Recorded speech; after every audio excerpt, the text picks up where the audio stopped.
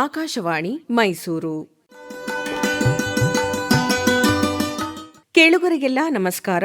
ನಮ್ಮ ಆರೋಗ್ಯ ಕಾರ್ಯಕ್ರಮಕ್ಕೆ ಸ್ವಾಗತ. ಕೇಳುಗರೆ, ಇಂದಿನ ಕಾರ್ಯಕ್ರಮದಲ್ಲಿ ಗ್ಯಾಸ್ಟ್ರೋ ಸರ್ಜರಿಯಲ್ಲಿ ಹೊಸ ಆವಿಷ್ಕಾರಗಳು ಈ ಕುರಿತು ಮೈಸೂರಿನ gastroenterologist doctor Aravind PS ಅವರೊಂದಿಗೆ ಮಾತುಕತೆ ಕೇಳುವಿರಿ. ಇವರೊಂದಿಗೆ ಭಾಗವಹಿಸುತ್ತಾರೆ ಬೇದ್ರೆ ಮಂಜುನಾಥ್. ಕೇಳುಗರಿಗೆಲ್ಲ ನಮಸ್ಕಾರ. ಇವತ್ತಿನ ನಮ್ಮ ಆರೋಗ್ಯ ಕಾರ್ಯಕ್ರಮಕ್ಕೆ ಸುಸ್ವಾಗತ. ಕೇಳುಗರೆ, ಗ್ಯಾಸ್ಟ್ರೋ ಸರ್ಜರಿಯಲ್ಲಿ ಇತ್ತೀಚೆಗೆ ಅನೇಕ ಹೊಸ ವಿಧಾನಗಳು ಬಂದಿದ್ದಾವೆ. ಈ ಹೊಸ ವಿಧಾನಗಳು ಯಾವುವು, ನಮಗೆ ಇದರ ಅಗತ್ಯ ಯಾವಾಗ ಬೀಳುತ್ತೆ, ಮತ್ತೆ ಯಾವುದೇ ರೀತಿಯ ಆರೋಗ್ಯ ಸಮಸ್ಯೆ ಆದಾಗ ಏನು ಸುಲಭವಾಗಿ ಅದನ್ನು ಅವಾಯ್ಡ್ ಮಾಡ್ಲಿಕ್ಕೆ ನಮ್ಮಲ್ಲೇ ಸಾಧ್ಯ ಇದ್ರೂ ನಾವು ಮಾಡದೆ ಈ ತೊಂದರೆಗೆ ಸಿಕ್ಕೊಂಡಿದ್ದೀವಲ್ಲ, ಅದಕ್ಕೆ ಒಂದು ಪರಿಹಾರ ಸೂತ್ರಗಳು ಎಲ್ಲ ಇದ್ದಾವೆ. ಇದ್ರ ಬಗ್ಗೆ ತಿಳಿಸ್ಕೊಡ್ಲಿಕ್ಕೆ ಇವತ್ತು ನಮ್ಮ ಜೊತೆಗಿದ್ದಾರೆ ಡಾಕ್ಟರ್ PS ಅರವಿಂದ್ ಅವರು. ಇವರು gastro surgeon. Doctor PS Aravind ಅವರಿಗೆ ನಮ್ಮ ಕಾರ್ಯಕ್ರಮಕ್ಕೆ ಸ್ವಾಗತ. ಧನ್ಯವಾದಗಳು ಸರ್. ಡಾಕ್ಟರ್, ಈ ಗ್ಯಾಸ್ಟ್ರೋ ಸರ್ಜರಿಯಲ್ಲಿ ಇತ್ತೀಚೆಗೆ ಹೊಸ ವಿಧಾನಗಳೇನೋ ಬಂದಿದ್ದಾವೆ. ನೀವೇನು ಲ್ಯಾಪ್ರೋಸ್ಕೋಪಿಕ್, ರೋಬೋಟಿಕ್ಸ್ ಇವೆಲ್ಲ ಮೊದಲಿದ್ದು, ಇತ್ತೀಚೆಗೆ ಇನ್ನೂ ಅಡ್ವಾನ್ಸ್ಡ್ ಬಂದಿದೆ ಅಂತ ಹೇಳಿ ಎಲ್ಲೋ ನೋಡಿದೆ. ತಾವು ಯಾವುದೋ ಒಂದು ತರಬೇತಿಯಲ್ಲಿ ಕೂತಿದ್ದು ಫೋಟೋನು ಕೂಡ ನೋಡಿದೆ. ಅದು ತುಂಬಾ ಹೈ ಎಂಡ್ ತರಬೇತಿ ಅಂತೇಳಿ. ಏನಿದು ಸರ್ಜರಿ ಅಂದಾಗ ಎಲ್ರಿಗೂ ಒಂದು ಭಯ ಇದ್ದೇ ಇರುತ್ತೆ. ಭಯನೇ ಯಾಕೆ ಅಂದ್ರೆ ನೀವು ಸರ್ಜನ್ನು ಒಂದು ಶಸ್ತ್ರ ನಮ್ಮನ್ನ ಪ್ರವೇಶಿಸ್ತಾ ಇದೆ ಅಂತ. ಸೊ ಮುಂಚೆಲ್ಲ ನಾವು ಗೊತ್ತಿರೋ ಹಾಗೆ ಸರ್ಜರಿ ಅಂದರೆ ಓಪನ್ ಸರ್ಜರಿ ಅಂತಾನೆ. ಎಸ್ಪೆಷಲಿ ಹೊಟ್ಟೆಗೆ ಸಂಬಂಧಪಟ್ಟಿದ್ದು ಹಲವಾರು ಸರ್ಜರಿಗಳಿರುತ್ತೆ. ಯಾಕೆಂದರೆ ಹೊಟ್ಟೆಯಲ್ಲಿ ಹಲವಾರು ಅಂಗಗಳು ಕರಳಿಂದ ಹಿಡಿದು ಜಠರ, ಲಿವರ್, ಪ್ಯಾಂಕ್ರಿಯಾಸ್, ಸ್ಪ್ಲೀನ್, ಎಷ್ಟೊಂದು ಅಂಗಗಳಿರೋದ್ರಿಂದ ಹೊಟ್ಟೆಯಲ್ಲಿ ಮಾಡುವಂಥ ಸರ್ಜರಿಗಳು ಕೂಡ ಹಲವಾರು ಥರದ್ದು. ಹೊಟ್ಟೆ ಕೊಯ್ತಾರೆ ಅಷ್ಟೇ ನಮಗೆ. ಸೊ ಯೂಶಲಿ ಮುಂಚೆ ಎಲ್ಲ ನಾವೇನು ಮಾಡ್ತಾ ಇದ್ವಿ ಅಂದರೆ ಓಪನ್ ಸರ್ಜರಿ ಅಂದರೆ ಉದ್ದ ಹೀಗೆ ಕೊಯ್ದು ಒಳಗಡೆ ಅದನ್ನು ಏನು ಆಪರೇಷನ್ ಮಾಡಬೇಕು ಅದನ್ನು ಮಾಡುವಂಥ ಒಂದು ವಿಧಾನ. ಸೊ ಇತ್ತೀಚೆಗೆ ಏನಾಗಿದೆ, ಓಪನ್ ಸರ್ಜರಿಲಿ ಅದರದೇ ಆದಂಥ ಕೆಲವು ಅನಾನುಕೂಲತೆ ಕೂಡ ಇರುತ್ತೆ. ಉದ್ದವಾಗಿ ಕೊಯ್ಯೋದ್ರಿಂದ ಒಂದು ಪೇಯ್ನ್ ಜಾಸ್ತಿ ಇರುತ್ತೆ ಪೇಷಂಟಿಗೆ. ಎರಡನೇದು ರಿಕವರಿ ಆಗೋದು ಡಿಲೇ ಆಗುತ್ತೆ. ಉದ್ದ ಕುಯ್ದಷ್ಟು ಇನ್ಫೆಕ್ಷನ್ ಆಗೋ ರಿಸ್ಕ್ ಇರುತ್ತೆ. ಎಸ್ಪೆಷಲಿ ಡಯಾಬಿಟಿಕ್ ಪೇಷಂಟ್ ಇದ್ದಾರೆ ಅಥವಾ ದಪ್ಪ ಇರೋರು, ಒಬೇಸ್ ಪೇಷಂಟ್ ಇದ್ದಾರೆ ಅಂತಂದಾಗ ವೂಂಡ್ ಇನ್ಫೆಕ್ಷನ್ ಅಂತ ಹೇಳ್ತೀವಿ. ಯಾವ ಆಪರೇಷನ್ ಮಾಡಿರ್ತೀವಿ ಆ ಜಾಗದಲ್ಲೇ ಇನ್ಫೆಕ್ಷನ್ ಆಗ್ಬಿಡೋದು. ಸೊ ಅದರಿಂದ ಏನಾಗುತ್ತೆ, ಹಾಸ್ಪಿಟಲೈಸೇಷನ್ ಡಿಲೇ ಆಗ್ತಾ ಹೋಗುತ್ತೆ, ಡಿಸ್ಚಾರ್ಜ್ ಆಗಲ್ಲ ಪೇಷಂಟು. ಸೊ ಅದರಿಂದ ವಾಪಸ್ ಅವರು ಕೆಲಸಕ್ಕೆ ಹೋಗೋದಕ್ಕೂ ಡಿಲೇ ಆಗ್ತಾ ಹೋಗುತ್ತೆ. ಇವು ಮೇಯ್ನ್ ಆಗಿ ಅನಾನುಕೂಲತೆಗಳು ಓಪನ್ ಸರ್ಜರಿಲಿ. ಸೊ ಇದನ್ನೆಲ್ಲ ಹೋಗ್ಲಾಡ್ಸೋದಕ್ಕೆ ಏನಾಗುತ್ತೆ, ಟೆಕ್ನಾಲಜಿ ಬೆಳೆದಾಗೆ ಆಧುನಿಕ ಶಸ್ತ್ರಚಿಕಿತ್ಸಾ ವಿಧಾನಗಳು ಬೇರೆ ಡಿಪಾರ್ಟ್ಮೆಂಟಲ್ಲಿ ಬಂದಾಗೆ ಈಗ ಗ್ಯಾಸ್ಟ್ರೋ ಸರ್ಜರಿ ಡಿಪಾರ್ಟ್ಮೆಂಟಲ್ಲೂ ಕೂಡ ಬಂದಿದೆ. ಅದರಲ್ಲಿ ಮುಖ್ಯವಾದವು ಅಂತ ಹೇಳಿದ್ರೆ ಲ್ಯಾಪ್ರೋಸ್ಕೋಪಿಕ್ ಸರ್ಜರಿ ಮತ್ತು ರೋಬೋಟಿಕ್ ಸರ್ಜರಿ. ಈ ಲ್ಯಾಪ್ರೋಸ್ಕೋಪಿಕ್ ರೋಬೋಟಿಕ್ ಸರ್ಜರಿ ಅಂದರೆ ಏನಂದರೆ, ನಾವೇನು ಓಪನ್ ಸರ್ಜರಿಲಿ ಈಗ ದೊಡ್ಡದಾಗಿ ಕೊಯ್ದು ಈ ಥರ ಆಪರೇಷನ್ ಮಾಡೋದಕ್ಕೆ ಟ್ರೈ ಮಾಡ್ತೀವಿ ಅಥವಾ ಆಪರೇಷನ್ ಮಾಡ್ತೀವಿ. ಈ ಲ್ಯಾಪ್ರೋಸ್ಕೋಪಿಕ್ ಮತ್ತು ರೋಬೋಟಿಕ್ ಸರ್ಜರಿ ನಾವು ಕೀ ಹೋಲ್ ಸರ್ಜರೀಸ್ ಅಂದರೆ ಏನು ಒಂದು ದೊಡ್ಡದಾದ ಇನ್ಸಿಷನ್ ಹಾಕೊಂಡು ಆಪರೇಷನ್ ಮಾಡ್ತೀವಿ, ಅದೇ ಸರ್ಜರಿನ ಒಂದು ಸಣ್ಣ 4-5 ಸಣ್ಣ ರಂಧ್ರಗಳನ್ನು ಮಾಡಿ ಹೊಟ್ಟೆ ಮುಖಾಂತರ ಆಪರೇಷನ್ ಮಾಡುವಂಥ ವಿಧಾನಗಳು ಕೀ ಹೋಲ್ ಸರ್ಜರೀಸ್. ಸೊ ಎರಡೂ ಕಾನ್ಸೆಪ್ಟ್ ಒಂದೇನೆ, laparoscopic surgery, robotic surgery, keyhole surgeries. But ವಿಧಾನಗಳು ಬೇರೆ ಬೇರೆ. ಎರಡರಲ್ಲೂ ಅದರದೇ ಆದಂಥ ಅನುಕೂಲ ಅನಾನುಕೂಲತೆ ಎರಡರಲ್ಲೂ ಇದೆ. ವ್ಯತ್ಯಾಸ ಏನು? ಒಂದು ಲ್ಯಾಪ್ರೋಸ್ಕೋಪಿಕ್ ಸರ್ಜರಿ ಅಥವಾ robotic surgery open surgery compare ಮಾಡಿದ್ರೆ ಎರಡು ಕೀ ಹೋಲ್ ಸರ್ಜರೀಸ್. ಈಗ ಲ್ಯಾಪ್ರೋಸ್ಕೋಪಿಕ್ ಅಂದ್ರೇನು, ರೋಬೋಟಿಕ್ ಅಂದ್ರೆ, ಈಗ ಎಲ್ಲರೂ ಕೇಳೋದು ರೋಬೋಟಿಕ್ ಅಂದ್ರೆ ರೋಬೋಟ್ ಬಂದು ಸರ್ಜರಿ ಮಾಡುತ್ತಾ, ಎಲ್ಲರಿಗೂ ಈ ಕುತೂಹಲ ಇದ್ದೇ ಇರುತ್ತೆ. ಅದಕ್ಕಿಂತ ಮುಂಚೆ ಲ್ಯಾಪ್ರೋಸ್ಕೋಪಿಕ್ ಸರ್ಜರಿ ಅಂದ್ರೆ ಏನು ಅಂತ ಹೇಳ್ಬಿಡ್ತೀನಿ. ಲ್ಯಾಪ್ರೋಸ್ಕೋಪಿಕ್ ಸರ್ಜರಿ ಅಂದ್ರೆ, ಲ್ಯಾಪ್ರೋ ಮೀನ್ಸ್ ಹೊಟ್ಟೆಗೆ ಸಂಬಂಧಪಟ್ಟಂತ ಕೀ ಹೋಲ್ ಸರ್ಜರಿನ ಲ್ಯಾಪ್ರೋಸ್ಕೋಪಿಕ್ ಸರ್ಜರಿ ಅಂತ ಕರಿತೀವಿ. ಇದರಲ್ಲಿ ಏನ್ ಮಾಡ್ತೀವಿ, ನಾವೇನು 4-5 ಸಣ್ಣ ರಂಧ್ರವನ್ನು ಮಾಡ್ತೀವಿ, ಆ ರಂಧ್ರದ ಮುಖಾಂತರ ಹಲವಾರು ಉಪಕರಣಗಳನ್ನು, ಅದು ಸ್ಪೆಷಲೈಸ್ಡ್ ಇನ್ಸ್ಟ್ರೂಮೆಂಟ್ಸ್ ಏನಿರುತ್ತೆ ಅದನ್ನ ಯೂಸ್ ಮಾಡಿ, ಮಾನಿಟರ್ ಇರುತ್ತೆ, ಅಲ್ಲಿ ನೋಡಿಕೊಂಡು ಒಳಗಡೆ ಆಪರೇಷನ್ ಮಾಡಿ ಅಂತ ವಿಧಾನ ಲ್ಯಾಪ್ರೋಸ್ಕೋಪಿಕ್ ಸರ್ಜರಿ ಅಂತ. ಕಂಪ್ಲೀಟ್ ಸರ್ಜನ್ ಕಂಟ್ರೋಲ್ ಅಲ್ಲೇ ಇರುತ್ತೆ. ಸೊ ಸರ್ಜನ್ ಎಲ್ಲ ಮಾಡಬೇಕಾಗುತ್ತೆ ಇದರಲ್ಲಿ. ಇದು ಒಂದು ಕೀ ಹೋಲ್ ವಿಧಾನ. ಇನ್ನೊಂದು ಈಗ ಇತ್ತೀಚೆಗೆ ಆಲ್ಮೋಸ್ಟ್ ಎಲ್ಲಾ ಕಡೆನೂ ಬಂದಿರುವಂತ ಇನ್ನೊಂದು ಹೊಸ ಟೆಕ್ನಾಲಜಿ ಅಂದ್ರೆ ರೋಬೋಟಿಕ್ ಸರ್ಜರಿ. ರೋಬೋಟಿಕ್ ಸರ್ಜರಿ ಕೂಡ ಕೀ ಹೋಲ್ ಸರ್ಜರಿನೇ. ಬಟ್ ಏನಂದ್ರೆ ಇಲ್ಲಿ ರೋಬೋಟಿಕ್ ಅಂದ್ರೆ, ಈ ಲ್ಯಾಪ್ರೋಸ್ಕೋಪಿಕ್ ಸರ್ಜರಿಲಿ ಏನು ನಾವು ಸರ್ಜನ್ ಕಂಪ್ಲೀಟ್ ಆಗಿ ನಾವೇ ಮಾಡಬೇಕಾಗುತ್ತೆ, ಇಲ್ಲಿ ರೋಬೋಟಿಕ್ ಯಂತ್ರದ ಸಹಾಯದಿಂದ ಸರ್ಜನ್ ಆಪರೇಟ್ ಮಾಡ್ತಾರೆ. ಅನುಕೂಲ ಏನು, ಯಾವುದೇ ಒಂದು ಕೆಲವೊಂದು ಆಪರೇಷನ್ಗಳಿರುತ್ತೆ, ಲ್ಯಾಪ್ರೋಸ್ಕೋಪಿಕ್ ಸರ್ಜರಿ ಕೆಲವೊಂದು ಅತ್ಯಂತ ಕಠಿಣವಾಗಿರುತ್ತೆ ಮಾಡೋದಕ್ಕೆ. ಒಳಗಡೆ ಅಥವಾ ಲೊಕೇಶನ್ ವೈಸು ಅಥವಾ ಬೇರೆ ಎಲ್ಲೋ ಒಂದು ಪರ್ಟಿಕ್ಯುಲರ್ ಲೊಕೇಶನಲ್ಲಿ ಲ್ಯಾಪ್ರೋಸ್ಕೋಪಿಕ್ ಮುಖಾಂತರ ಅದನ್ನು ಅಪ್ರೋಚ್ ಮಾಡೋದು, ರೀಚ್ ಮಾಡೋದು ತುಂಬ ಕಷ್ಟ ಇರುತ್ತೆ. ಅಂಥ ಸಂದರ್ಭಗಳಲ್ಲಿ ರೋಬೋಟಿಕ್ ಸರ್ಜರಿ ಸಹಾಯದಿಂದ, ರೋಬೋಟಿಕ್ ಯಂತ್ರದ ಸಹಾಯದಿಂದ ಈಸಿಯಾಗಿ ಮಾಡಬಹುದು. ಸೊ ಬೇಸಿಕಲಿ ಕೀ ಹೋಲ್ ಸರ್ಜರಿಲಿ ಇಂಪ್ರೂವೈಸ್ಡ್ ವರ್ಷನ್ ಅಂತ ಹೇಳ್ಬೋದು. ಬಟ್ ಸ್ಟಿಲ್ ಇದರಲ್ಲೂ ಕೂಡ ಸರ್ಜನ್ನೇ ಆಪರೇಟ್ ಮಾಡೋದು, ಕಂಪ್ಲೀಟಾಗಿ ರೋಬೋಟ್ ಏನು ಮಾಡಲ್ಲ. ನಾವೇನು ಆಪರೇಟ್ ಮಾಡ್ತೀವಿ ಅದನ್ನು ಯಂತ್ರದ ಸಹಾಯದಿಂದ ಮಾಡ್ತಾ ಇದ್ದೀವಿ. ಅಂದರೆ ನಮ್ಮ ಕೆಲಸ ಸ್ವಲ್ಪ ಸುಲಭವಾಗುತ್ತೆ. ಕೆಲವೊಂದು ಕಷ್ಟವಾದ ಆಪರೇಷನ್ಗಳಲ್ಲೂ ಕೂಡ ಸರ್ಜರಿನ ಸುಲಭವಾಗಿ ಮಾಡಬಹುದು. ಸೊ ಅದು ನಿಮ್ಗೆ ಕಣ್ಣು ಕಾಣ್ತಿರುತ್ತೆ, ಮುಂದೆ ನೀವು ಕಂಪ್ಯೂಟರ್ ಸ್ಕ್ರೀನ್ ಅಲ್ಲಿ ನೋಡ್ತಾ ಇರ್ತೀರಿ. ಹೌದು. ಏನು ಲ್ಯಾಪ್ರೋಸ್ಕೋಪಿಕ್ ಅಲ್ಲಿ ನಿಮಗೆ ಕಾಣಿಸ್ಲಿಲ್ಲ, ಅಲ್ಲಿ ನಮ್ಗೆ ರೀಚ್ ಆಗ್ತಿಲ್ಲ ಅನ್ನೋದು ಇಲ್ಲಿ ಅದು ಅವಾಯ್ಡ್ ಆಗುತ್ತೆ. ರೀಚ್ ಆಗ್ತಾ ಇದೆ, ನೋಡ್ತಾ ಇದ್ದೀರಿ, ಮತ್ತೆ ನಿಮ್ಮ ಪರವಾಗಿ ಅಲ್ಲಿ ಇಟ್ಟಿರ್ತಕ್ಕಂಥ ಉಪಕರಣವನ್ನು ಬಳಸಿ ನೀವೇ ಕಂಟ್ರೋಲ್ ಸರ್ಜನ್ನೇ ಇರ್ತಾರೆ. ಬಟ್ ಅದು ಇನ್ನೂ ಪ್ರಿಸಿಷನ್ ಜಾಸ್ತಿ ಇರುತ್ತೆ. ಸೊ ಕೆಲವೊಂದು ಕಠಿಣವಾದ ಆಪರೇಷನ್ಗಳನ್ನು ಕೂಡ ಯಾವಾಗ ಲ್ಯಾಪ್ರೋಸ್ಕೋಪಿಕ್ ಮಾಡೋದು ಕಷ್ಟ ಇರುತ್ತೆ, ಓಪನ್ ಮಾಡಬೇಕು ಅನ್ಕೋತಾ ಇರ್ತೀವಿ, ಅಂತ ಕೆಲವೊಂದು ಸಂದರ್ಭಗಳಲ್ಲಿ ಇವನ್ ರೋಬೋಟಿಕ್ ಸಹಾಯದಿಂದ ಓಪನ್ ಸರ್ಜರಿ ಅವಶ್ಯಕತೆ ಇಲ್ಲದೇ ಸರ್ಜರಿನ ಮಾಡಬಹುದು. ಈ ಯಂತ್ರಗಳೆಲ್ಲ ತುಂಬ ಕಾಸ್ಟ್ಲಿ, ಹಾಗಾಗಿ ಸರ್ಜರಿಯೂ ಕಾಸ್ಟ್ಲಿ ಆಗುತ್ತೆ ಅನ್ನೋ ಒಂದು ಜನರಲ್ ಒಪಿನಿಯನ್ ಇದೆ. ಹೌದಾ? ಹೌದು. ಏನಂದರೆ ಈಗ ಯಾವಾಗ ಲ್ಯಾಪ್ರೋಸ್ಕೋಪಿಕ್ ಸರ್ಜರಿ ಬಂತು ಆವಾಗ ಓಪನ್ ಸರ್ಜರಿಗಿಂತ ಡೆಫಿನೆಟ್ಲಿ ಕಾಸ್ಟ್ ಸ್ವಲ್ಪ ಜಾಸ್ತಿ ಇತ್ತು. ಬಟ್ ಇತ್ತೀಚೆಗೆ ಏನಾಗಿದೆ, ಎಲ್ಲ ಕಡೆನೂ ಲ್ಯಾಪ್ರೋಸ್ಕೋಪಿಕ್ ಸರ್ಜರಿ ಅವೈಲೇಬಲ್ ಇರೋದ್ರಿಂದ ಕಾಸ್ಟ್ ಗ್ರ್ಯಾಜುಯಲಿ ಕಡಿಮೆ ಆಗ್ತಾ ಬರುತ್ತೆ. ಯಾಕೆಂದರೆ ಯಂತ್ರಗಳು ಬಂದಷ್ಟು ಸರ್ಜರಿ ಕಾಸ್ಟ್ ಕಡಿಮೆ ಆಗ್ತಾ ಹೋಗುತ್ತೆ. ಅದೇ ರೀತಿ ರೋಬೋಟಿಕ್ ಸರ್ಜರಿ ಇತ್ತೀಚೆಗೆ ಬಂದಿರೋದ್ರಿಂದ compare to laparoscopic surgery, open surgery cost definitely ಲ್ಯಾಪ್ರೋಸ್ಕೋಪಿಕ್ಗಿಂತ ರೋಬೋಟಿಕ್ ಸರ್ಜರಿ ಜಾಸ್ತಿ ಇರುತ್ತೆ. ಯಾಕೆಂದರೆ ಅದರಲ್ಲಿ ಬಳಸುವಂಥ ಉಪಕರಣಗಳ ಕಾಸ್ಟೇ ತುಂಬ ಜಾಸ್ತಿ ಇರುತ್ತೆ. ಸೊ ಹಾಗಾಗಿ ಓವರ್ ಆಲ್ ಒಂದು ವೆಚ್ಚ ಏನು ಬರುತ್ತೆ ಸರ್ಜರಿದು, ಡೆಫಿನೆಟ್ಲಿ ರೋಬೋಟಿಕ್ ಸರ್ಜರಿಲಿ ಜಾಸ್ತಿ ಇರುತ್ತೆ. ಗಾಬರಿ ಆಗುವಂಥದ್ದು ಏನಿಲ್ಲ, ಸಹಜವಾದ ಏನು ಖರ್ಚು ವೆಚ್ಚಗಳು ಅದು ಇದ್ದೇ ಇರ್ತವೆ. ಹೌದು. ಬಟ್ ಏನಂದ್ರೆ ನಿಮಗೆ ಆರೋಗ್ಯಕ್ಕೆ ಅದು ಖಾತರಿ ಪಡಿಸ್ತಕ್ಕಂಥ ಮತ್ತೆ ಪ್ರಿಸಿಷನ್, ಅದಕ್ಕಾಗಿ ನಾವು ಇಲ್ಲಿ ಪೇ ಮಾಡ್ತಾ ಇದ್ವಿ ವಿನಃ ವೇಸ್ಟ್ ಅಲ್ಲ.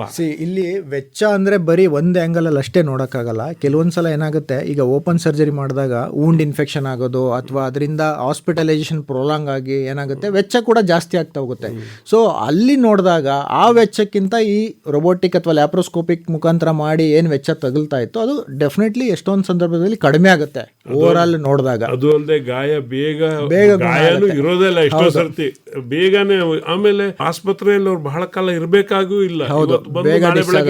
ಹೌದು, ಡೆಫಿನೆಟ್ಲಿ. ಮತ್ತೆ ಕಾಸ್ಮೆಟಿಕ್ ಕೂಡ ಹೌದು, ಎಸ್ಪೆಷಲಿ ಯಂಗ್ ಪೇಷಂಟ್ಸ್ ಇಷ್ಟುದ್ದಾಗ ಕೊಯ್ದ್ರೆ ಅವ್ರಿಗೂ ಆಪರೇಷನ್ ಕಲೆ ಉಳಿತದೆ. ಹೌದು ಸರ್. ಇದು ಶುರುವಾಗಿದ್ದು ಯಾವಾಗ?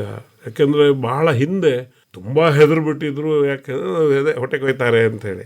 ಆನಂತರ ಬರ್ತಾ ಬರ್ತಾ ಬರ್ತಾ ನೀವು ಇಲ್ಲ ಇದು ಆಪರೇಷನ್ ಅಂತಿದ್ದಂಗೆ ಸರ್ ಲ್ಯಾಪ್ರೋಸ್ಕೋಪಿಕ್ ಇದೆಯಾ ಅಂತ ಅವರೇ ಆಯ್ಕೆ ಮಾಡ್ಕೊಳ್ಳೋದಕ್ಕೂ ಬಂದಂಗಾಯ್ತು. ಹೌದು. ಈಗ ಅವರೇ ಕೇಳ್ತಾರೆ ಇನ್ನೂ ಏನಾದ್ರು ಹೊಸದಿದೆಯಾ ಅಂತ. ಈ ಹೆಂಗೆ ಟ್ರೆಂಡ್ ಶುರು ಆಯ್ತಿದ್ದು ಅಂತ? ಸರ್ ಮುಂಚೆ ಎಲ್ಲ ನಾವು ಅದೇ ನಾನು ಹೇಳಿದಾಗೆ ಓಪನ್ ಸರ್ಜರಿನೇ ಇದ್ದಿದ್ದು. ಇತ್ತೀಚೆಗೆ ಒಂದು 35-40 ವರ್ಷಗಳಿಂದ ಲ್ಯಾಪ್ರೋಸ್ಕೋಪಿಕ್ ಸರ್ಜರಿ ಮಾಡಕ್ಕೆ ಶುರು ಮಾಡಿದ್ದು. ಅಂದರೆ ಒಂದು ಕಡೆ ಶುರು ಆಗುತ್ತೆ ಎಲ್ಲೋ ಪ್ರಪಂಚದ ಒಂದು ಭಾಗದಲ್ಲಿ, ಅದಾದಮೇಲೆ ಸಕ್ಸಸ್ ಆದಮೇಲೆ ಏನಾಗುತ್ತೆ ಅದರಿಂದ ಪಕ್ಕದಲ್ಲಿ ಆ ಕಡೆ ಈ ಕಡೆ ಟ್ರೆಂಡ್ ಶುರು ಆಗುತ್ತೆ.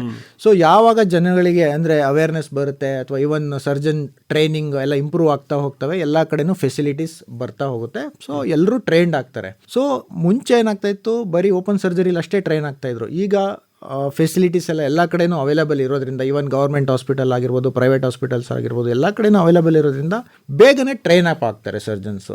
ಸೊ ಹಾಗಾಗಿ ಲ್ಯಾಪ್ರೋಸ್ಕೋಪಿಕ್ ಸರ್ಜರಿ ಆಲ್ಮೋಸ್ಟ್ 35-40 ವರ್ಷದಿಂದ ನಡೀತಾ ಇದೆ. ರೋಬೋಟಿಕ್ ಸರ್ಜರಿ ಬಂದು ಆಲ್ಮೋಸ್ಟ್ ಒಂದು 10-15 ವರ್ಷದಿಂದ ಜಾಸ್ತಿ ಪಾಪ್ಯುಲರ್ ಆಗ್ತಾ ಇದೆ. ಮತ್ತೆ ಹೊಸದಾಗಿ ಆ್ಯಡ್ ಆಗ್ತಕ್ಕಂಥ ಏನು ಅಡಿಷನಲ್ ಇನ್ಫಾರ್ಮೇಶನ್ ಇದೆ, ಅದಕ್ಕಾಗಿ ಟ್ರೈನಿಂಗಿಗೆ ನಿಮ್ಮನ್ನು ಕರೀತಿರ್ತಾರೆ, ನೀವು ಹೋಗ್ತಾ ಇರ್ತೀರಿ. ತೀರಾ ಈಗಿನ ಪರಿಸ್ಥಿತಿ ಹೇಗಿದೆ, ಜನರ ಒಲವು ಹೇಗಿದೆ ಇದ್ರ ಕಡೆಗೆ? ಖಂಡಿತ ಸರ್. ಈಗ ಹೇಗಿದೆ ಅಂದರೆ ಇವನ್ ಹಳ್ಳಿಯಿಂದ ಬರೋ ಪೇಷಂಟ್ಗಳು ಕೂಡ ಲ್ಯಾಪ್ರೋಸ್ಕೋಪಿಕ್ ಸರ್ಜರಿ ಅಥವಾ ರೋಬೋಟಿಕ್ ಸರ್ಜರಿ ಅಂತ ಕೇಳ್ಕೊಂಡು ಬರ್ತಾರೆ. ಈಗ ಮುಂಚೆ ಹೆದರುತ್ತಾ ಇದ್ರು, ಕೀ ಹೋಲ್ ಸರ್ಜರಿ ಅಂದರೆ ಕರೆಂಟ್ ಸರ್ಜರಿ ಅಂತ ಭಯ ಪಡ್ತಾ ಇದ್ರು. ಹೌದು, ಆ್ಯಕ್ಚುಲಿ ಕರೆಂಟ್ ಆ ಥರ ಏನು ಪ್ರಾಬ್ಲಮ್ ಇಲ್ಲ ಇಲ್ಲಿ. So keyhole surgery okay. So ಈಗ ಇವನ್ ಹಳ್ಳಿಯಿಂದ ಬರೋ ಪೇಷಂಟ್ಗಳು ಕೂಡ ಕೇಳ್ಕೊಂಡು ಬರ್ತಾ ಇದ್ದಾರೆ, ಸರ್ ನಮಗೆ ಲ್ಯಾಪ್ರೋಸ್ಕೋಪಿಕ್ ಸರ್ಜರಿನೇ ಮಾಡಿಸ್ಕೊಡಿ, ಯಾಕೆಂದರೆ ಆಲ್ರೆಡಿ ಯಾವುದೋ ಒಂದು ಪೇಷಂಟ್ ಮಾಡಿದ್ರಂತೆ, ಅವ್ರು ಹೇಳಿದ್ರು ಇದು ಬೆಟರ್ ನೋಡಿ, ಬೇಗ ಗುಣ ಆಗುತ್ತೆ, ಇದೇ ಮಾಡಿಸ್ಕೊಳ್ಳಿ ಅಂತ. ಹಾಗೆ ಕೇಳ್ಕೊಂಡು ಮಾಡಿಸ್ಕೊಂಡು ಬರೋರು ಜಾಸ್ತಿ ಇದ್ದಾರೆ. ಸೊ ಇದು ಟ್ರೆಂಡ್ ಹಿಂಗೆ ಬೆಳೀತಾ ಹೋದಾಗ ರೋಬೋಟಿಕ್ ಸರ್ಜರಿನೂ ಚೂಸ್ ಮಾಡೋರು. ಹೌದು, ಮತ್ತೆ ಕಾಸ್ಟ್ ಎಫೆಕ್ಟಿವ್ ಕೂಡ ಅಂತ ಹೇಳಿದ್ರಿ. ಅಂತ ವಿಶೇಷವಾದ ತೊಂದರೆನೇ ಇಲ್ಲ ಇಲ್ಲಿ. ಮುಂದೆ ಹೋಗ್ತಾ ಹೋಗ್ತಾ ಆ ಉಪಕರಣಗಳು ಜಾಸ್ತಿ ಉತ್ಪತ್ತಿ ಆದಷ್ಟು ಕಾಸ್ಟ್ ಕಡಿಮೆ ಆಗೋ ಚಾನ್ಸಸ್ ಜಾಸ್ತಿ ಇರುತ್ತೆ. ಓಕೆ, ನೀವು ಈ ಸಂಶೋಧನೆಗಳಲ್ಲೆಲ್ಲ ಭಾಗವಹಿಸ್ತಾ ಇದ್ದೀರಿ, ಏನು ಹೊಸದನ್ನು ಕಂಡುಕೊಂಡ್ರಿ ಅಂತ? ಸರ್, ಹೊಸ ಆವಿಷ್ಕಾರ ಅನ್ನೋದು ಇಟ್ ಇಸ್ ಡೈಲಿ ದಿನನಿತ್ಯದ ಪ್ರೋಸೆಸ್. ಅದು ನಡೀತಾ ಇರುತ್ತೆ, ಎಲ್ಲೂ ಎಂಡ್ ಆಗಲ್ಲ. ಯಾವುದೇ ಫೀಲ್ಡ್ ತೊಗೊಂಡ್ಲಿ, ಮೆಡಿಕಲ್ ಫೀಲ್ಡ್ ಆಗಲಿ, ಇಂಜಿನಿಯರಿಂಗ್ ಫೀಲ್ಡ್ ಆಗಲಿ, ಯಾವುದೇ ಫೀಲ್ಡ್ಗೆ ಹೋದ್ರೂ ಟೆಕ್ನಾಲಜಿ ಟೆಕ್ನಿಕ್ ಅನ್ನೋದು ಡೆವಲಪ್ ಆಗ್ತಾ ಇರುತ್ತೆ.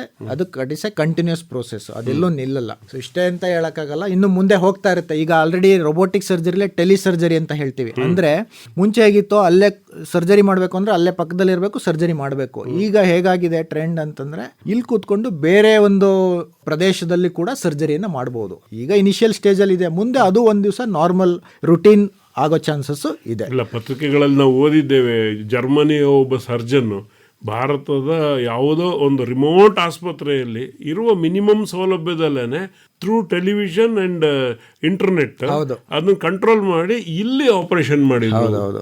ಸೊ ಅಷ್ಟು ಮಟ್ಟಿಗೆ ಬೆಳೀತಾ ಇದೆ. ಹೌದು, ಟೆಕ್ನಾಲಜಿ ಟೆಕ್ನಿಕ್ಸ್ ಬೆಳೀತಾ ಇರುತ್ತೆ. ಬಟ್ ಏನಂದ್ರೆ ಇನಿಷಿಯಲಿ ಬಂದಾಗ ಅದರದೇ ಆದಂತ ಕೆಲವೊಂದು ಪ್ರಾಬ್ಲಮ್ಸ್ಗಳಿರುತ್ತೆ. ಹೋಗ್ತಾ ಹೋಗ್ತಾ ಪ್ರಾಬ್ಲಮ್ ಸಾಲ್ವ್ ಆದಷ್ಟು ಟೆಕ್ನಿಕ್ಸ್ ಅಥವಾ ಟೆಕ್ನಾಲಜಿ ಇಂಪ್ರೂವ್ ಆಗ್ತಾ ಹೋಗುತ್ತೆ. ಸೊ ಲಿಮಿಟೇಷನ್ಸು ಇದೆ, ಯಾಕಂದ್ರೆ ನಮ್ಮಲ್ಲಿ ಕನೆಕ್ಟಿವಿಟಿ ಇತ್ತು ಅಂದ್ರೆ ಬೇಗ ಆಗತ್ತೆ. ಹೌದು, ಅಲ್ಲಿ ಇಂಟರ್ನೆಟ್ಟೇ ಕನೆಕ್ಟ್ ಆಗ್ತಿಲ್ಲ, ಟಿವಿ ಕಾಣಿಸ್ತಿಲ್ಲ, ಪವರ್ ಪ್ರಾಬ್ಲಮ್, ಇವೆಲ್ಲ ನೋಡಿದಾಗ ಇದು ಚಾಲೆಂಜೇನೆ. ಆದರೆ ಬಹುಶಃ ಮೈಸೂರು ಅಂತ ಊರಲ್ಲಿ ಈ ಹೊಸ ಥರದ ಸರ್ಜರಿ ಅಥವಾ ಹೊಸ ಆವಿಷ್ಕಾರಗಳಿಗೆ ಒಂದು ವೇದಿಕೆ ಇದ್ದೇ ಇದೆ. ಬೆಂಗಳೂರು ಬಾಂಬೆಯಲ್ಲೋ ಇದೆ ಅನ್ನೋದು ಅಲ್ಲಿಗೆ ನಿಂತಿಲ್ಲ, ಅದು ಮೈಸೂರಲ್ಲೂ ಇದೆ ಕಣ್ರಿ ಅಂತ ಹೇಳೋ ಮಟ್ಟಿಗೆ ಬೆಳೀತಾ ಇದೆ. ಹೇಗಿದೆ ಸೌಲಭ್ಯಗಳು ಇಲ್ಲಿ? ಸರ್, ಲ್ಯಾಪ್ರೋಸ್ಕೋಪಿಕ್ ಸರ್ಜರಿ ಅಂತೂ ಆಲ್ಮೋಸ್ಟ್ ಎಲ್ಲ ಹಾಸ್ಪಿಟ್ಲಲ್ಲೂ ಇದೆ ಅಟ್ ಪ್ರೆಸೆಂಟ್. ರೋಬೋಟಿಕ್ ಸರ್ಜರಿ ಇತ್ತೀಚೆಗೆ ಬಂದಿರೋದ್ರಿಂದ ಬೆಂಗಳೂರು ಕಂಪೇರ್ ಮಾಡಿದ್ರೆ ಮೈಸೂರಲ್ಲಿ ಕಡಿಮೆ ಇದೆ. ಬಟ್ ಸ್ಟಿಲ್ ಆಲ್ಮೋಸ್ಟ್ ಒಂದು ಸುಮಾರು ಹಾಸ್ಪಿಟಲ್ಸ್ಗಳಲ್ಲಿ ಆಲ್ರೆಡಿ ಬಂದಿದೆ ರೋಬೋಟಿಕ್ ಸರ್ಜರಿ ಕೂಡ. ಈಗ ರೋಬೋಟಿಕ್ ಸರ್ಜರಿ ಬೇಕು ಅಂದರೆ ಬರೀ ಬೆಂಗಳೂರಿಗೆ ಹೋಗಬೇಕು ಅಥವಾ ಬೇರೆ ಕಡೆ ಹೋಗಬೇಕು ಅಂತ ಏನಿಲ್ಲ. ಈವನ್ ಮೈಸೂರಲ್ಲೂ ಕೂಡ ರೋಬೋಟಿಕ್ ಸರ್ಜರಿ ಫೆಸಿಲಿಟಿ ಅವೈಲೇಬಲ್ ಇದೆ. ಇನ್ನೇನು ಬರಬಹುದು ಸರ್ ಈ ಇದರಲ್ಲಿ ನೀವು ಅಂದ್ಕೊಂಡಿರೋ ಹಾಗೆ? ಸರ್, ಅದೇ ನಾನು ಹೇಳಿದಾಗೆ ಒಂದು ನೆಕ್ಸ್ಟ್ ಆಪ್ಷನ್ ಅಂದರೆ ಟೆಲಿ ಸರ್ಜರಿ. ಬೇರೆ ಬಂದ್ಬಿಟ್ಟಿದೆ. ಹೌದು, ಈಗ AI ಬಂದಷ್ಟು ಅಂದರೆ ಸರ್ಜರಿಲಿ ಏನನ್ನು ಕೆಲವೊಂದು ಪ್ರಾಬ್ಲಮ್ಸ್ಗಳಿರುತ್ತೆ ಅದು ಸಾಲ್ವ್ ಮಾಡ್ಕೊಂತ ಹೋಗುತ್ತೆ. AI ಬಂದಷ್ಟು ಕೆಲವೊಂದು ನಾವು ಯೋಚನೆ ಮಾಡಿ ಓಕೆ ಇದಿರ್ಬಹುದಾ ಅಂತ ಒಂದು ಗೆಸ್ ಮಾಡಿ ಮಾಡುವಂಥದ್ದು ಏನು ವರ್ಕ್ ಇರುತ್ತೆ ಅದೆಲ್ಲ ಮುಂದೆ ಡೈರೆಕ್ಟ್ ಆಗಿ ಎವಿಡೆನ್ಸ್ ಬೇಸ್ಡ್ ಬರುತ್ತೆ. ಓಕೆ ಇದಿದೆ ಅಂದ್ರೆ ಇದೆ. ಈಗ ನಾವು ಗೆಸ್ ಮಾಡಿ ನಮ್ಮ ಎಕ್ಸ್ಪೀರಿಯನ್ಸ್ ಮೇಲೆ ಸರ್ಜರಿ ಮಾಡ್ತಿರ್ತೀವಿ. ಓಕೆ ಇಲ್ಲಿ ಈ ಸ್ಟ್ರಕ್ಚರ್ ಬರುತ್ತೆ, ಇದನ್ನ ನೋಡ್ಬೇಕು, ಇದನ್ನ ಪ್ರಿಸರ್ವ್ ಮಾಡಬೇಕು ಅಂತ. ಮುಂದೆ ಹೋಗ್ತಾ ಹೋಗ್ತಾ ಏನಾಗುತ್ತೆ, ಅಲ್ಲೇ ತೋರಿಸ್ಬಿಡುತ್ತೆ, ಅಲ್ಲೇ ತೋರಿಸ್ತಾ ಇರುತ್ತೆ. ಓಕೆ ಸೊ ದಟ್ ಡೆಫಿನೆಟ್ಲಿ ಅದರಿಂದ ಪೇಷಂಟ್ ಯಾವ್ದು ಎಷ್ಟು ಡೋಸೇಜು ಏನು ಎತ್ತ ಚಾರ್ಟ್ ಎಲ್ಲ ಕೊಟ್ಬಿಡುತ್ತೆ ಅಂತ ಹೇಳಿ. ಮೊದಲೆಲ್ಲ ಅನೆಸ್ಥೇಷಿಯಾ ಕೊಡ್ಬೇಕಾದ್ರೆ ಡಾಕ್ಟರ್ಗಳು ತುಂಬಾ ಕ್ಯಾಲ್ಕುಲೇಷನ್ನು, ಅವ್ರ ದೇಹ ತೂಕ, ಇವರು ಇಂಜೆಕ್ಷನ್ ಎಷ್ಟು ಕೊಡಬೇಕಿತ್ತು. ಈಗೆಲ್ಲ ಒಂದು ಆ್ಯಪ್ಗಳೇ ಬಂದ್ಬಿಟ್ಟಿದ್ದಾವೆ, ಹೇಳೇ ಬಿಡುತ್ತದೆ. ಅವರು ಪ್ರೆಸ್ ಮಾಡ್ತಿದ್ದಂಗೆ ಈ ವ್ಯಕ್ತಿದು ಹಿಂಗಿದೆ. ಈ AI ಬಂದ್ಮೇಲಂತೂ ಇವ್ರಿಗೆ ಇದನ್ನೇ ಕೊಡಿ ಅಂತ ಹೇಳಿ ಪ್ರಿಸ್ಕ್ರೈಬ್ ಮಾಡೋ ಮಟ್ಟಕ್ಕೆ ಎಕ್ಸ್ಪರ್ಟೈಸ್ ಬೆಳೀತಾ ಇದೆ. AI ಎಲ್ಲ ಕ್ಷೇತ್ರವನ್ನು ಆವರಿಸ್ಕೊಂಡಿದೆ ಅಂಡ್ ಮೆಡಿಕಲ್ ಫೀಲ್ಡ್ ಕೂಡ ಎಕ್ಸೆಪ್ಷನ್ ಏನಲ್ಲ. ಬಯೋಮೆಡಿಕಲ್ ಇನ್ಸ್ಟ್ರುಮೆಂಟೇಷನ್ ಒಂದು ಬ್ರಾಂಚ್ ಬೆಳ್ಕೊಂಡು ಹೋಗ್ಬಿಟ್ಟಿದೆ. ಆಗಲೇ ಪ್ರಿಸಿಷನ್ ಬರ್ತಾ ಇದೆ. ಆರೋಗ್ಯ ಕ್ಷೇತ್ರದ ಒಂದು ಸೇವೆ ಎಲ್ರಿಗೂ ಲಭ್ಯ ಆಗ್ತಾ ಇದೆ. ಕಾಯಿಲೆಗಳು ನಾವು ಬರೆಸ್ಕೋಬಾರದು, ಆದರೆ ಬಂದಾಗ ಹೆದರ್ಕೊಳ್ಳಬಾರ್ದು. ಒಂದು ಪರಿಹಾರ ಇದೆ, ಅತಿ ಹತ್ತಿರದ ಮತ್ತು ನಂಬಿಕೆ. ಈ ಒಂದು ಹೊಸ ವಿಧಾನಗಳ ಬಗ್ಗೆ ಪ್ರೀತಿ ಇದ್ದರೆ ಖಂಡಿತ ಅವರಿಗೆ ಅದು ಗುಣ ಆಗತ್ತೆ. ಹೆದರ್ಕೊಂಡು ದೂರ ಓಡೋಗಿದ್ರೆ ಏನೂ ಮಾಡೋಕ್ಕಾಗಲ್ಲ. ಹಾಗೆ ಬರಲಿ ಅಂಥೇಳಿ ಆ ಒಂದು ನಂಬಿಕೆ ಬರಲಿ. ಆರೋಗ್ಯ ಕ್ಷೇತ್ರದಲ್ಲಿ ಹೊಸ ಬದಲಾವಣೆಗಳು, ಬೆಳವಣಿಗೆಗಳಾಗಲಿ ಅಂತ ನಾವು ಆಶಿಸ್ತೇವೆ. ಡಾಕ್ಟರ್ ಅರವಿಂದ್ ಅವರೇ, ಇಷ್ಟೆಲ್ಲ ಮಾಹಿತಿ ಕೊಟ್ಟಿದ್ದಕ್ಕಾಗಿ ತಮಗೆ ತುಂಬ ಹೃದಯ ಧನ್ಯವಾದಗಳು. ನಮಸ್ಕಾರ. ನಮಸ್ಕಾರ ಸರ್. ಇದುವರೆಗೆ ಗ್ಯಾಸ್ಟ್ರೋ ಸರ್ಜರಿಯಲ್ಲಿ ಹೊಸ ಆವಿಷ್ಕಾರಗಳು ಈ ಕುರಿತು ಮೈಸೂರಿನ gastroenterologist doctor Aravind PS ಅವರೊಂದಿಗೆ ಮಾತುಕತೆ ಕೇಳಿದಿರಿ. ಇವರೊಂದಿಗೆ ಭಾಗವಹಿಸಿದ್ದವರು ಬೇದ್ರೆ ಮಂಜುನಾಥ್. ಸಂಕಲನ ತೇಜಸ್ವಿನಿ ಗಿರೀಶ್. ಈ ಕಾರ್ಯಕ್ರಮ ಆಕಾಶವಾಣಿ ಮೈಸೂರು ಕೇಂದ್ರದಿಂದ ಪ್ರಸಾರವಾಯಿತು.